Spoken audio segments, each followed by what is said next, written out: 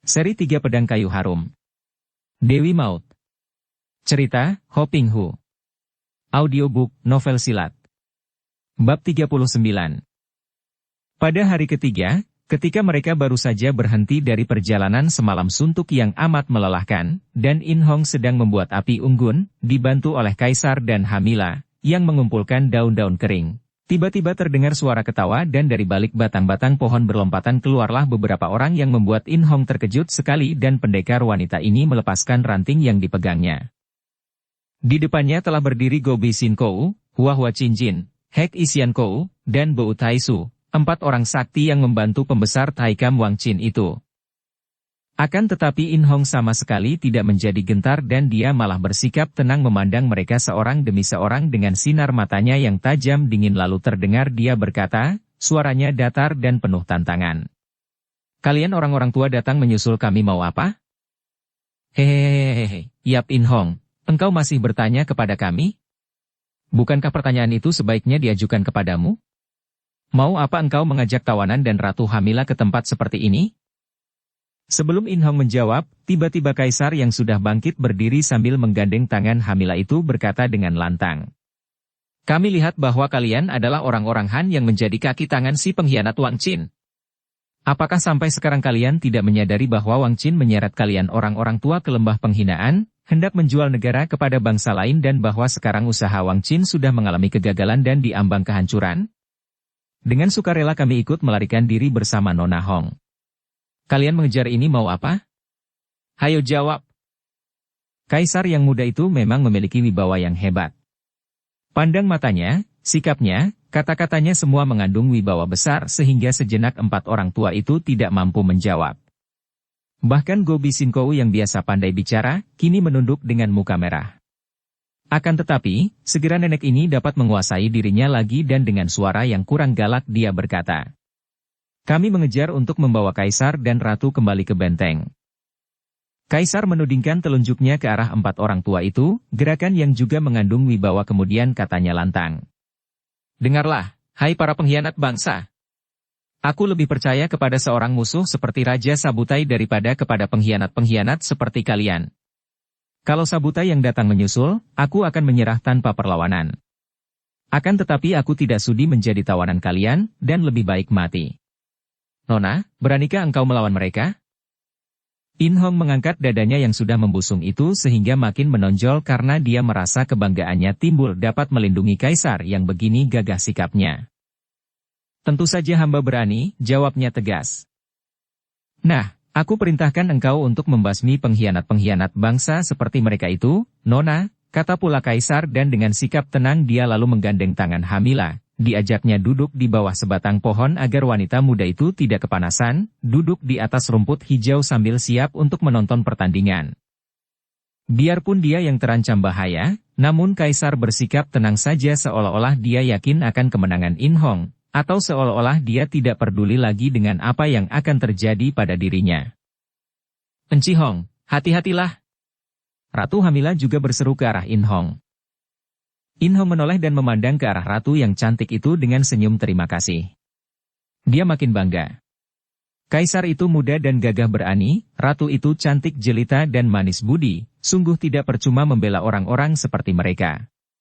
Apalagi dia sendiri memang sejak dahulu merasa tidak suka kepada 4 orang ini, terutama kepada Go Bi Sin Kou karena dia masih teringat akan kematian kakak iparnya, istri dari kakak kandungnya, Yap Kun Leong, yaitu wanita cantik yang tewas dalam keadaan menyedihkan itu. Sampai sekarang, dia mempunyai dugaan keras bahwa nenek inilah yang telah membunuh istri kakak kandungnya itu. In Hong melangkah maju menghadapi 4 orang itu, sinar matanya menyambar-nyambar, kemudian dia berkata. Aku tahu bahwa 3 orang Lo Cian Pui, Hua Hua Chin Jin, Hek Isian Kou, dan Bo Tai Su hanyalah terbawa-bawa saja oleh 5 bayangan dewa dan yang menjadi perantara adalah Go Bi Sin Kou. Kalau Samwi Lo Cian Wei masih dapat menyadari kesalahan, boleh meninggalkan tempat ini dan kembali ke tempat masing-masing. Akan tetapi kalau hendak menemani Go Bi Sin Kou mati di sini, silakan. Hebat sekali ucapan gadis muda ini, Karena biarpun kata-kata yang halus itu ditujukan kepada 3 orang tokoh yang merupakan datuk-datuk golongan hitam itu, namun jelas bahwa dia merendahkan Go Bisinkou dan juga membayangkan bahwa dia tidak takut menghadapi pengeroyokan mereka berempat. Hehehe, sungguh lancang mulutmu, bocah setan. Kau kira menghadapi kami akan semudah itu? Kau kira membunuh kami akan semudah kau membunuh istri Yap Kun Leong yang tidak berdaya itu? Hehehe, jangan mimpi.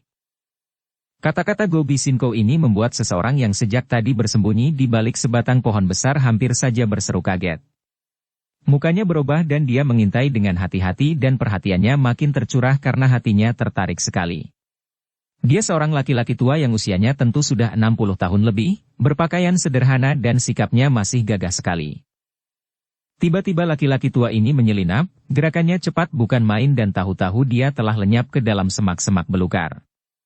Yang menyebabkan dia menghilang ini adalah karena dia melihat berkelebatnya seorang lain yang baru datang, seorang yang juga seperti dia, menyelinap dan mengintai ke depan dan kini orang itu, seorang wanita cantik, dengan gerakan ringan sekali telah meloncat ke atas sebatang pohon besar dan dari cabang ke cabang dia berloncatan seperti seekor tupai saja, mendekati tempat In Hong menghadapi 4 orang tua itu. In Hong dan 4 orang tua yang dihadapinya adalah orang-orang yang memiliki kepandaian tinggi. Mereka sedang dalam keadaan siap untuk bertanding, dalam keadaan tegang dan perhatian mereka tercurah kepada lawan yang berada di depan masing-masing. Andai kata tidak sedang demikian, betapapun ringan dan cepat gerakan laki-laki tua dan wanita cantik itu, agaknya mereka berempat tentu akan dapat melihatnya atau setidaknya dapat menimbulkan kecurigaan mereka akan adanya orang yang mengintai. Mendengar ucapan Go Bisinkou itu, In Hong menjadi merah mukanya, matanya menyorotkan sinar berkilat dan dia tersenyum mengejek. Memang engkau seorang yang rendah, Go Bisinkou. Sejak dulu aku tahu bahwa engkau seorang pengecut yang suka memutarbalikkan kenyataan. Kau mengatakan bahwa aku membunuh istri kakakku itu, akan tetapi tuduhanmu itu hanya untuk menutupi perbuatanmu yang hina. Tidak ada alasan bagiku mengapa aku harus membunuh istri kakakku, sungguh pun aku tidak berhubungan dengan kakakku. Sebaliknya, istri kakakku itu adalah bekas muridmu, dan sejak dahulu kau tidak setuju muridmu itu menjadi istri kakakku. Kau memang nenek tua bangka hina.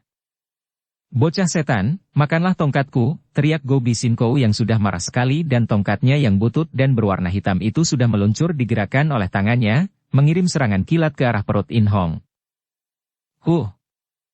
In Hong mendengus dengan nada mengejek, lalu dia mengelak dengan mudah dan di detik berikutnya, sinar emas dari pedang Hong Cukiam telah menyambar ganas ke arah leher Go Bisinkou. Trang! Bunga api berpijar ketika tongkat nenek itu menangkis pedang akan tetapi nenek itu terhuyung dan hampir jatuh. Go Bisinkou sudah terlalu tua, usianya sudah 75 tahunan, tenaganya sudah banyak berkurang maka biarpun dia masih lihai dan ilmu pedangnya yang dimainkan dengan tongkat, yaitu Pek Eng Kiam Sut, ilmu pedang Garuda Putih. Amat berbahaya namun karena sudah mulai lemah maka benturan tongkat dengan pedang In Hong yang masih memiliki tenaga sepenuhnya membuat dia hampir roboh. Kembali kakek yang mengintai dari dalam semak-semak belukar itu membelalakan matanya ketika melihat pedang di tangan In Hong yang tadinya dipakai sebagai sabuk.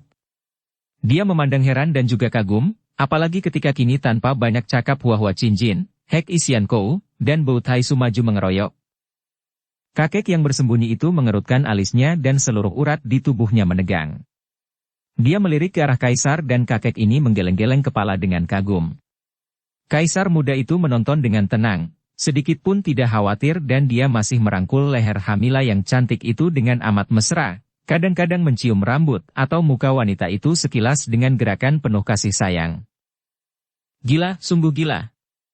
Kakek yang bersembunyi itu mengomel seorang diri. Gila dan aneh.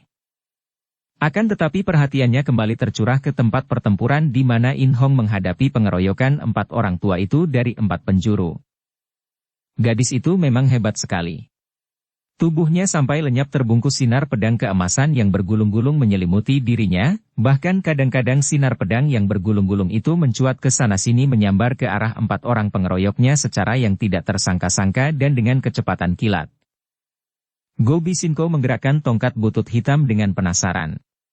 Dia masih berusaha mendapatkan kembali ketangkasannya puluhan tahun yang lalu, namun percuma, karena memang tenaganya sudah banyak berkurang, Padahal Pek Eng Kiam Sut membutuhkan ginkang hebat dan kecepatan seperti seekor burung Garuda. Hua Hua Qingjin memainkan kebutannya yang terbuat dari bulu monyet salju yang hanya hidup di kutub utara dan kebutan ini amat kuat. Karena maklum bahwa gadis itu tidak boleh dipandang ringan, Tosu ini tidak malu-malu untuk ikut mengeroyok dengan senjata di tangan, ditemani pula oleh Hek Isiankou yang sudah menyerang pula dengan pedang hitamnya yang berbahaya. Akan tetapi, yang paling berbahaya di antara ketiga orang tua itu adalah Bo Taisu. Biarpun pertapa ini hanya mempergunakan lengan baju kanan kiri, akan tetapi ternyata sambaran lengan bajunya sedemikian kuatnya sehingga mengejutkan hati In Hong. Dia dapat menangkis semua senjata yang tiga macam itu dengan baik, bahkan setiap kali bertemu senjata, Go Bi Sin Kou dan Hek Isiankou selalu terhuyung atau terpental senjata mereka, dan Hua Hua Qingjin pun dengan susah payah dapat mengimbangi tenaganya. Akan tetapi setiap kali pedangnya bertemu dengan lengan baju Bo Taisu, dia merasa betapa telapak tangannya tergetar. 50 jurus telah lewat dan tetap saja empat orang tua itu belum dapat merobohkan In Hong. Jangankan merobohkan, mendesak pun tidak mampu dan darah itu dapat membalas setiap serangan lawan dengan serangannya yang tidak kalah ampuhnya. Bahkan ujung baju Go Bi Sin Kou telah putus terbabat pedang dan paha Hua Hua Qingjin tercium ujung sepatu In Hong, merobek celana Tosu itu dan membuat pahanya terasa nyeri. Marahlah Hua Hua Qingjin dan dia memberi tanda kepada partnernya, yaitu Hek Isiankou dan mereka mulai bergerak dengan ilmu Im Yang Lian Hoan Kun. Dengan ilmu ini, gerakan mereka berdua menjadi otomatis dan saling melindungi, dan mereka berdua benar-benar merupakan pasangan yang amat tangguh setelah menggunakan ilmu ini. Bo Taisu sendiri juga merasa malu bahwa sampai demikian lamanya dia dan teman-temannya belum juga mampu mengalahkan darah muda ini, maka dia berseru melengking nyaring dan gerakan sepasang lengan bajunya menjadi lebih antep dan kuat. In Hong terkejut. Melihat pedang hitam menyambar dari kanan dan tongkat hitam menyambar dari depan, dia cepat mengelebatkan pedangnya. Cering-cering. Singgi. Sekaligus pedangnya menangkis pedang dan tongkat, dan terus meluncur ke arah Bo Taisu. Wutut, pelak. Pedang di tangan In Hong terpukul sampai terpental dan membuat tubuh darah itu miring. Kesempatan ini dipergunakan oleh Hua Hua Qingjin yang cepat memasuki lowongan itu dengan totokan kebutannya. Hutim yang terbuat dari rambut monyet yang lemas itu digerakkan dengan pengerahan sinkang keras, sehingga rambut itu menjadi kaku sehingga hutim itu seolah-olah berubah menjadi sebatang pedang yang menotok ke arah ulu hatinya. Dukung channel Novel Silat dengan subscribe, follow, like, komen dan share. Terkejutlah In Hong karena pada saat itu, pedangnya sudah diputarnya lagi untuk menghalau sinar hitam dari pedang di tangan Hek Isiankou sehingga tidak mungkin dipakai menangkis hutim yang mengancam ulu hati, sedangkan untuk mengelak, kedudukan tubuhnya tidak mengizinkan. Otomatis tangan kirinya bergerak dan otomatis pula dia telah mengerahkan Tiante Xinjiang yang pernah dia terima sebagai hadiah dari Kok Beng lama. Wutut, pelak. Des. Aug. Tubuh Hua Hua Qingjin melayang dan terhuyung seperti sebuah layang-layang putus talinya karena tadi begitu dapat menangkis hutim. Tangan yang digerakkan secara aneh itu dan mengandung tenaga mujizat Tiante Xinjiang, terus meluncur dan berhasil menggempur dada kakek itu. Tubuh Hua Hua Qingjin terbanting ke atas tanah dan tak dapat bergerak lagi, mulutnya mengeluarkan banyak darah dan agaknya nyawanya hampir putus di saat itu juga. Tubuhnya yang sudah tua tidak kuat menerima gempuran Tiante Xinjiang. Melihat ini, Hek Isiankou menjerit dan bersama Go Bi Sin Kou dia sudah menyerang dengan nekat, pedang hitamnya mengeluarkan bunyi mendesing-desing ketika menyerang In Hong secara bertubi-tubi, diseling oleh totokan-totokan maut yang dilakukan Go Bi Sin Kou dengan tongkat hitamnya. In Hong yang juga tergetar ketika melakukan serangan tangan kiri dengan Tiante Xinjiang tadi kini cepat memutar pedangnya menangkis. Dia harus cepat-cepat menggerakkan pedang karena dua orang nenek itu kini benar-benar nekat dan marah sekali, dan dia sampai terdesak ke belakang, akan tetapi dengan mengeluarkan suara berdentingan nyaring, pedangnya berhasil juga menghalau dua senjata nenek itu. Akan tetapi pada saat itu, Hua Hua Qingjin yang sudah sekarat, tiba-tiba menggerakkan hutimnya. Dari tempat dia rebah, bulu-bulu hutim itu meluncur seperti anak panah menuju ke arah tubuh In Hong. Setelah bulu-bulu hutim itu melesat cepat, barulah kakek itu terkulai dan tewas. In Hong terkejut bukan main, tidak mengira bahwa kakek yang disangkanya sudah tewas itu dapat menyerang sedemikian hebatnya. Cepat dia menjejak tanah dan tubuhnya mencelat ke atas, Pedangnya masih sempat diputar menangkis senjata dua orang nenek yang lagi-lagi sudah menyerangnya. Akan tetapi pada saat itu, Bo Taisu yang penasaran dan agaknya sudah menanti-nanti kesempatan itu, membentak keras, kedua tangannya bergerak dan dua lengan bajunya menyerang dengan amat hebatnya. Karena tubuh In Hong masih di udara, dia berusaha menghindarkan serangan maut ini dengan elakan, dan tangan kirinya menyambar, menangkis dengan pengerahan Tian Te Sin Chiang. Gerakan untung-untungan karena dia tahu bahwa ujung lengan baju kakek itu kuat seperti senjata pusaka, dan dia menangkis dengan tangan kosong saja. Akan tetapi dia teringat akan pesan Kok Beng lama bahwa Tian Te Sin Chiang cukup kuat melindungi tangan kosong untuk menangkis senjata pusaka, maka daripada tubuhnya dimakan senjata ujung lengan baju, lebih baik dia mencoba tangan kirinya. Des! Plak! Tubuh Bo Taisu berputar dan terhuyung. Kakek ini kaget setengah mati karena tangan kiri darah itu ternyata dapat menangkis dan mengembalikan lengan baju kirinya dengan tenaga yang sedemikian dahsyatnya sehingga tubuhnya ikut berputar. Akan tetapi In Hong mengeluh dan pundaknya kena diserempet ujung lengan baju kanan sehingga dia terlempar dan cepat dia berjungkir balik untuk menghindarkan serbuan musuh. In Hong menggigit bibirnya. Pundaknya yang kiri terkena sabetan ujung lengan baju dan nyerinya bukan main. Biarpun tulang-tulangnya tidak patah, akan tetapi pundak kiri itu terasa panas dan nyeri sehingga tangan kirinya menjadi setengah lumpuh. Bo Taisu dan dua orang nenek itu menerjang lagi, akan tetapi tiba-tiba dari atas pohon terdengar seruan. Tua bangka pengecut.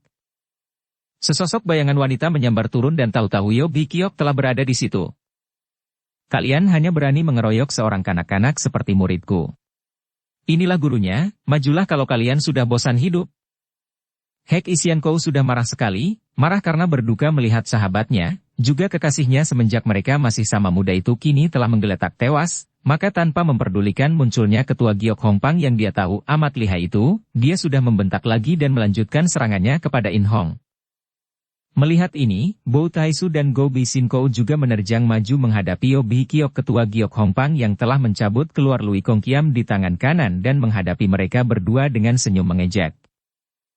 Terjadilah kini pertandingan dua rombongan yang amat seru.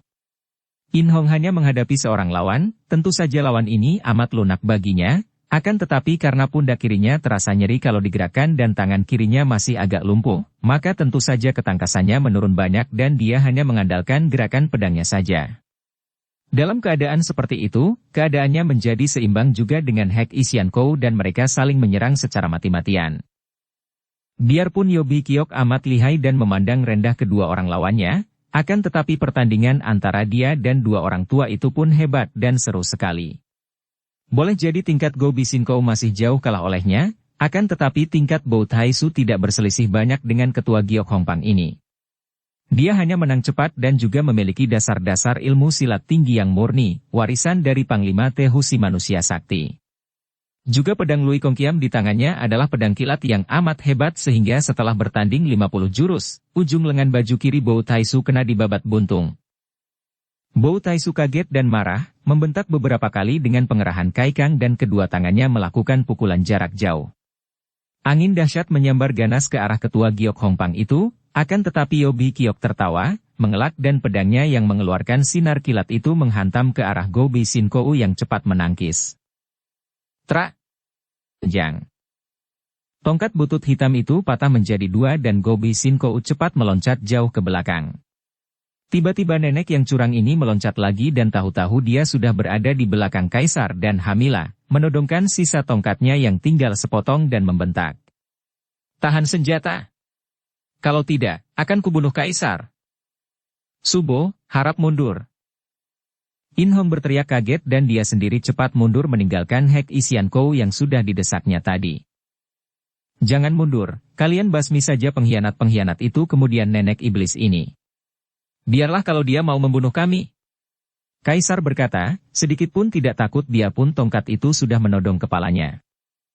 Subo, harap mundur, kembali In Hong berteriak dan dengan ketawa mengejek Yo Bi Kiok meloncat, mundur meninggalkan Bo Taisu yang kini dapat bernapas lega.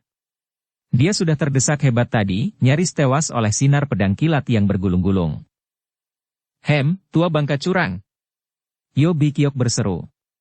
Akan tetapi memang cukup berharga kalau Sri Baginda Kaisar ditukar dengan nyawa anjing kalian bertiga. Sri Baginda akan kubunuh kalau kalian tidak mau membiarkan kami pergi, kata Go Bi Sin Ko.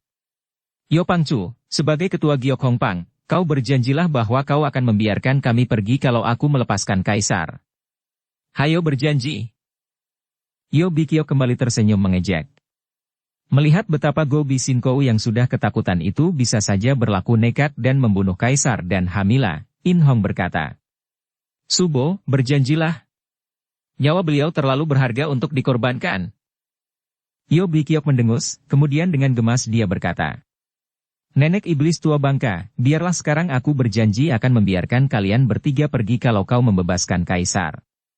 Akan tetapi lain kali, begitu bertemu dengan aku, kepalamu yang sudah tua bangka itu akan kuhancurkan. Nona In Hong, kau pun berjanji yang sama. Go Bi Sin Ko bertanya lagi, ditujukan kepada In Hong. Gadis ini mendongkol sekali. Nenek itu ternyata amat cerdik, karena kalau saja dia tidak disuruh berjanji, begitu Kaisar dibebaskan tentu dia akan menyerang nenek itu. Karena nenek itu ternyata cerdik dan menanyanya, terpaksa dia mengangguk.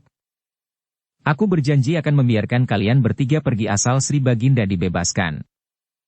Tiba-tiba nenek dari Gobi itu terkekeh girang. Bagus, kalian tentu orang-orang yang memegang janji, bukan manusia hina. Hamila, engkaulah yang menjadi gara-gara sampai Kaisar dapat lolos, maka aku takkan mengampunimu. Dia mengangkat tongkatnya, hendak memukul ratu itu. Gobi Sin Ko, kau sudah berjanji. Akan tetapi In Hong menjadi pucat karena dia teringat bahwa janji tadi hanya mengenai diri Kaisar, sama sekali tidak menyebut nama Hamila. Hehehehe, siapa berjanji untuk wanita yang tidak setia ini?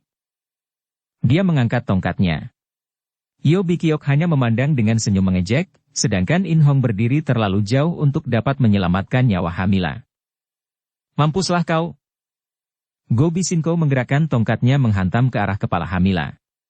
Pada saat itu, tiba-tiba dari balik semak-semak berkelebat bayangan putih dan orang itu adalah kakek yang tadi bersembunyi, tangannya diangkat menangkis dengan pengerahan tenaga. Plak! Krak! Tubuh Go Bi Sin Ko terguling roboh dan kepalanya pecah karena ternyata tangkisan kakek itu sedemikian kuatnya sehingga pukulan tongkat itu membalik mengenai kepalanya sendiri sampai pecah. In Hong memandang dengan mata terbelalak.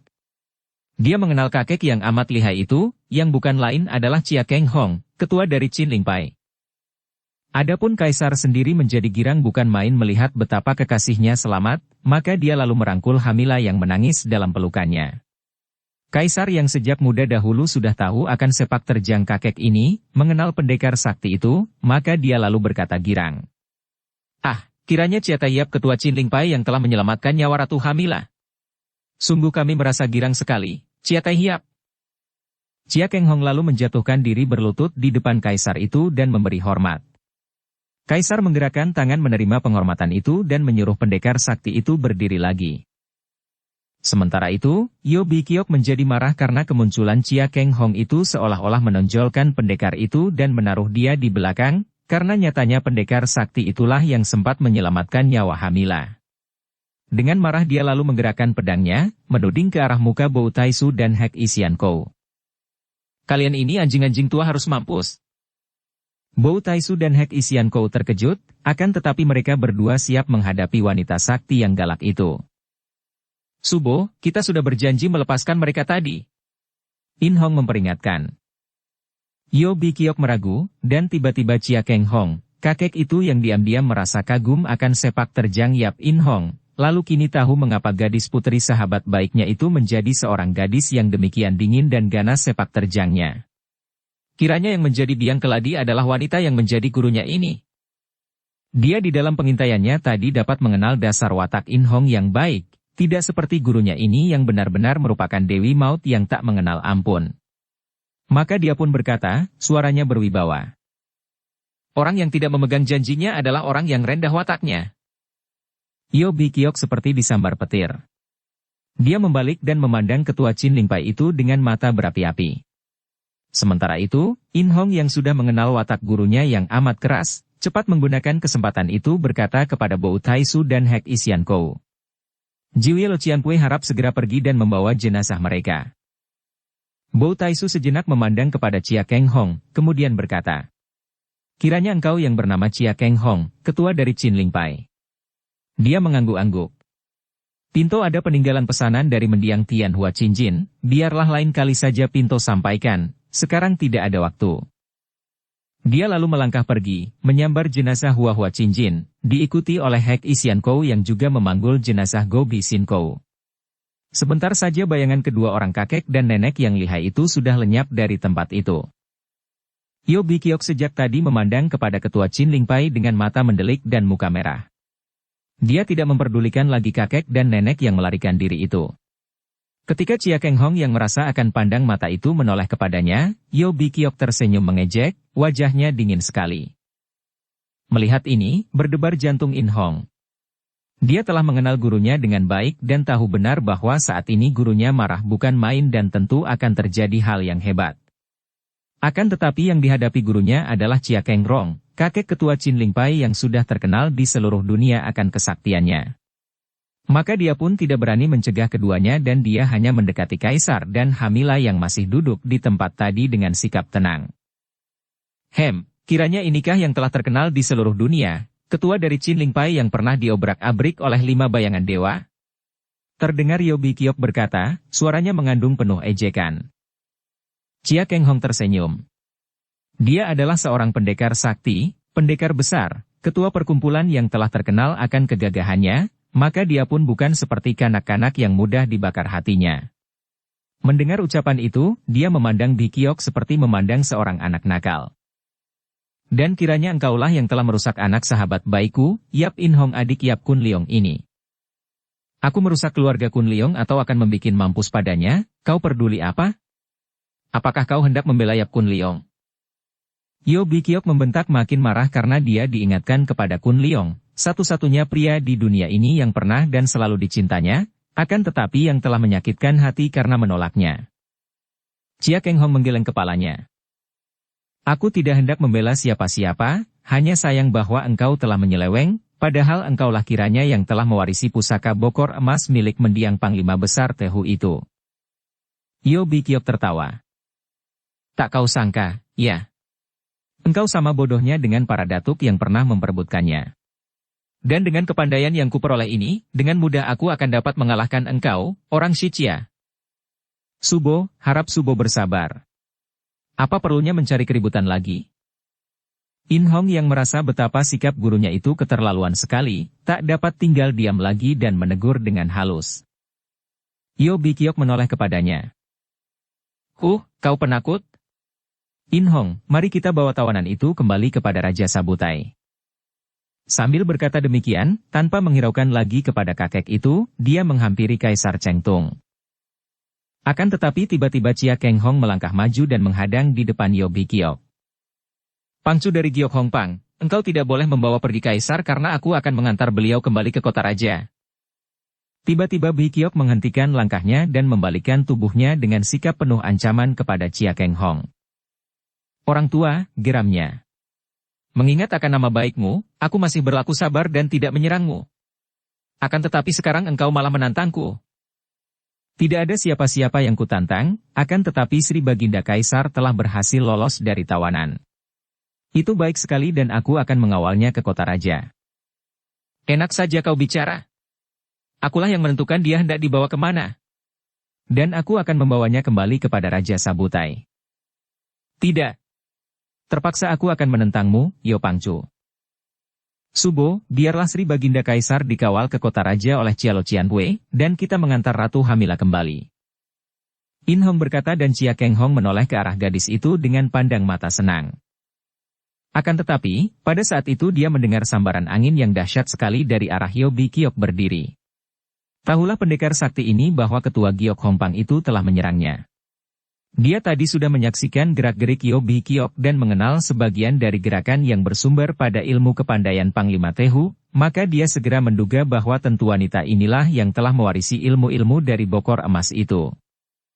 Yo Bi Kiok telah menyerang dengan pukulan kilat yang bertubi-tubi, juga mengandung tenaga sakti yang hebat sekali. Chia Keng Hong tidak berani memandang rendah, juga pendekar ini mengerahkan tenaga saktinya, menggerakkan kedua tangannya menangkis. Wut, plak-plak duk-duk-duk. Berkali-kali kedua pasang lengan yang sama-sama mengandung tenaga sakti itu bertemu dan akibatnya kedudukan kaki Yo Bi-kiok tergeser mundur sampai 2 langkah jauhnya. Wanita itu terkejut bukan main. Ketua Qin Lingpai itu hanya menangkis saja berkali-kali, namun tenaga tangkisan itu telah membuat dia terdorong ke belakang. Padahal baru menangkis, belum menyerang. Orang Shichia yang sombong, lihat pedangku ini. Singgi. Tampak sinar kilat ketika Lui Kongqiam dicabut. Chia Keng Hong lalu memungut sebatang ranting dari atas tanah, sebatang ranting yang panjangnya tidak melebihi lengannya. Yo Pangcu, bukankah itu Lui Kongqiam yang dahulu pernah menjadi milik Liong Bukong? Tanyanya sambil memandang pedang bersinar kilat yang berada di tangan ketua Giok Hongpang itu. Yo Bi-kiok tersenyum mengejek. Dia mampus di tanganku seperti juga engkau akan mati di tanganku sekarang, orang Shichia. Hayo kau keluarkan pedangmu Siam Bokiam yang terkenal itu. Chia Keng Hong menghela napas panjang. Dia merasa betapa wanita ini seperti seorang anak kecil saja. Yo Bi-kiok, sembarang ranting pun cukuplah untuk menghadapi pedangmu itu. Tentu saja Yo Bi-kiok menjadi marah sekali. Selama ini, kecuali ketika bertemu dengan pendeta lama tinggi besar yang seperti setan itu, dia tidak pernah menemui tandingan. Kini, kakek Qin Lingpai ini menghadapi pedangnya dengan hanya sebatang ranting. Tentu saja dia merasa dipandang rendah dan dihina sekali.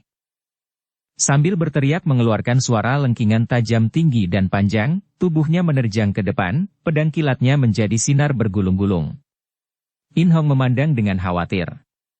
Dia tahu akan kelihayan ketua Qin Lingpai itu, akan tetapi hanya menggunakan ranting menghadapi pedang subonya, benar-benar merupakan bunuh diri. Tampak sinar hijau di antara sinar kilat itu, sinar hijau yang meluncur dan membelit-belit di antara sinar kilat, disusul suara berdentingan dan tiba-tiba terdengar jeritan Yo Bi-kiok yang meloncat ke belakang dan dia mengusap lengan kanannya yang kena disabet oleh ranting itu, sakitnya bukan kepalang dan menimbulkan goresan panjang, padahal lengan bajunya tidak robek. Yo Bi-kiok memandang terbelalak, hidungnya kembang kempis dan kemarahannya memuncak. Kemudian dia menjerit dan menyerang lebih hebat daripada tadi. Subo, jangan! In Hong yang melihat kehebatan serangan ini, serangan maut yang juga merupakan serangan mengadu nyawa karena dalam serangan ini, seluruhnya dicurahkan kepada penyerangan tanpa memperhatikan pertahanan sama sekali. Ceringgi!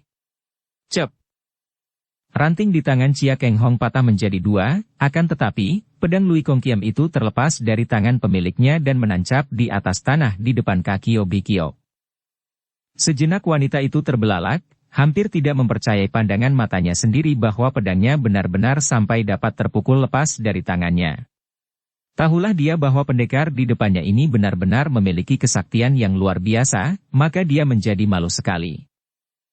Dia menyambar pedangnya, kemudian lari dari situ dan dari tenggorokannya keluar suara yang sukar ditentukan apakah itu suara ketawa ataukah suara menangis.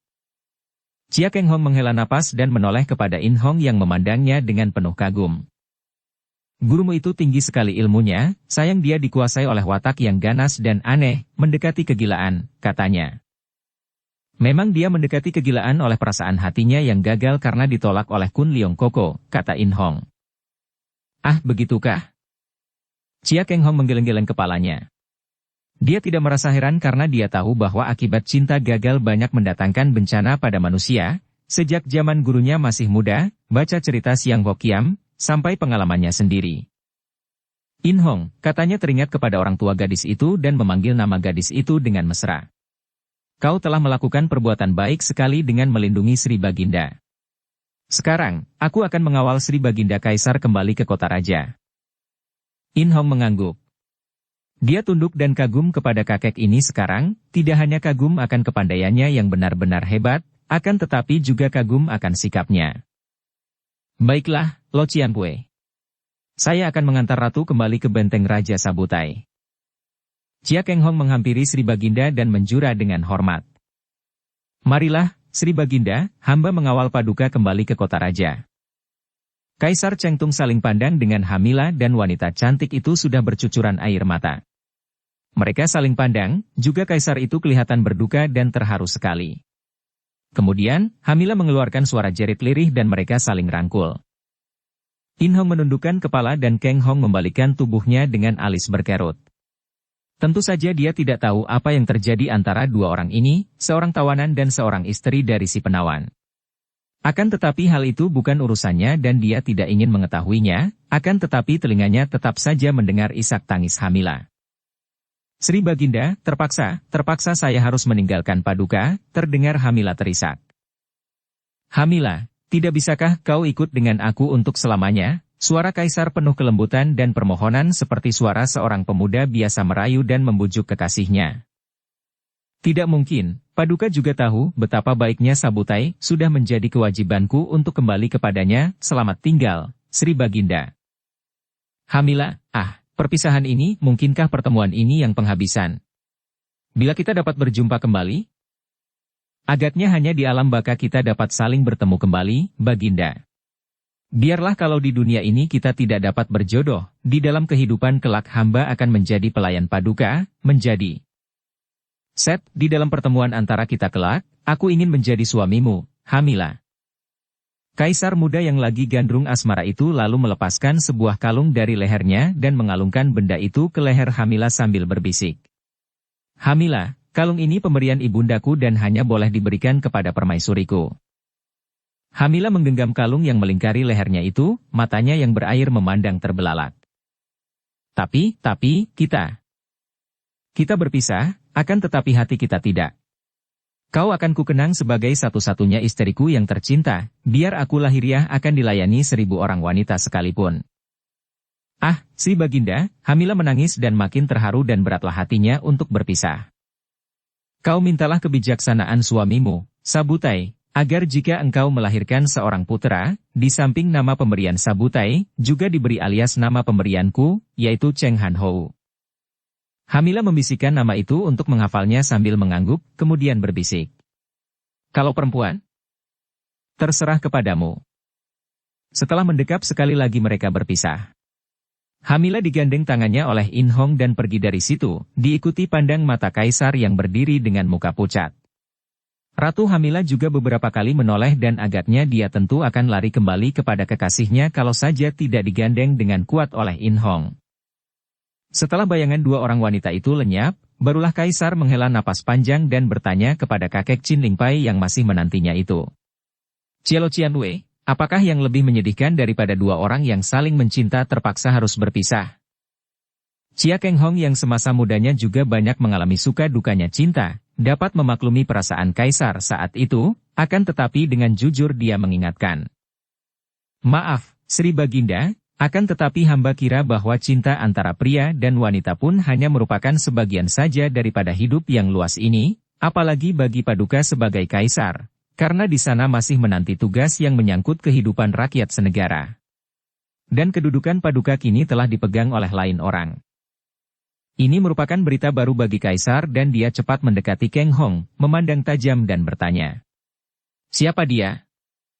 Beliau itu bukan lain adalah Pangeran Qingti, adik Paduka sendiri yang dipaksa oleh para pembesar yang tidak setia kepada Paduka, macam Wang Qin dan kawan-kawannya itu. Kaisar mengerutkan alisnya. Sungguh benar kata orang bijak zaman dahulu bahwa lebih mudah membedakan mana binatang buas dan mana yang jinak. Karena manusia sukar ditentukan keadaan hatinya dari wajahnya. Lo Qianpui, engkau yang sejak dahulu sudah menjadi sahabat dan pembantu mendiang Panglima Besar Tehu, yang sudah kuketahui sejak kecil akan kesetiaanmu terhadap negara dan bangsa, ceritakanlah apa yang terjadi semenjak aku ditawan oleh Sabutai. Chia Keng Hong lalu menuturkan semua yang dialaminya dan diketahuinya melalui penyelidikannya selama ini.